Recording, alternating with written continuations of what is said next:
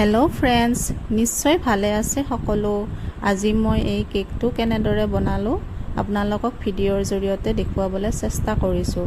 আশা কৰিছোঁ আপোনালোকে ভিডিঅ'টি একদম শেষলৈকে চাব আৰু মোক কমেণ্টৰ জৰিয়তে মৰম দি যাব। আপোনালোকে মোক মোৰ কামবোৰক ইমান দিনে যিমান উৎসাহ আৰু মৰমেৰে আগুৱাই লৈ গৈ আছে, সেই কথা মই আপোনালোকক ভাষাৰে প্ৰকাশ কৰিব নোৱাৰিম। সেই মৰম আৰু উৎসাহ যেন মোৰ ওপৰত সদায় থাকে, মই আপোনালোকৰ পৰাই তাকে আশা কৰিছোঁ। ময়ো যিমান পাৰোঁ আপোনালোকক ভিডিঅ'ৰ জৰিয়তে দেখুৱাবলৈ চেষ্টা কৰিম, দি যাবলৈ চেষ্টা কৰিম। আজিকালি বহুতো মহিলাই কেক বনায় আৰু বহুতো মহিলাই কেক বনাই কেকৰ ব্যৱসায়ো কৰিছে আৰু স্বাৱলম্বী হৈছে।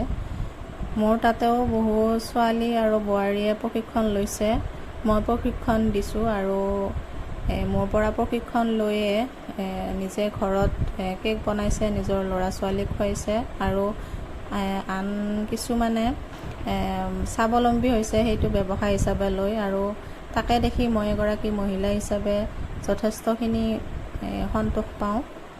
আগলৈকেও তেওঁলোকে নিজৰ ধুনীয়া ধুনীয়া কামবিলাক কৰি যাওক আৰু সততা বজাই ৰাখি নিজৰ ব্যৱসায় চলাই যাওক, মোৰ ফালৰ পৰা শুভেচ্ছা থাকিল। আজি মই বনাই থকা এই কেকটো মোৰ ওচৰৰে বৌ এগৰাকীয়ে অৰ্ডাৰ কৰিছিল। তেওঁলোকে মোক আগতে কেতিয়াও কেকৰ অৰ্ডাৰ এনেকৈ দি পোৱা নাছিল। এইবাৰ কাৰোবাৰ মুখত শুনি, মানে মোৰ কেকৰ কথা শুনি এইবাৰ মোৰ তাত দিবলৈ ইচ্ছা কৰিছে তেওঁলোকে। এই চেগতে মই তেওঁলোককো ধন্যবাদ জনালোঁ। মই যিমানখিনি পাৰোঁ মোৰ পৰা দিবলৈ চেষ্টা কৰিছোঁ। আজিৰ কেকটো এইটোৱে আছিল। আপোনালোকৰ কেনেকুৱা লাগিল জনাবচোন, প্লিজ কমেণ্ট কৰিব।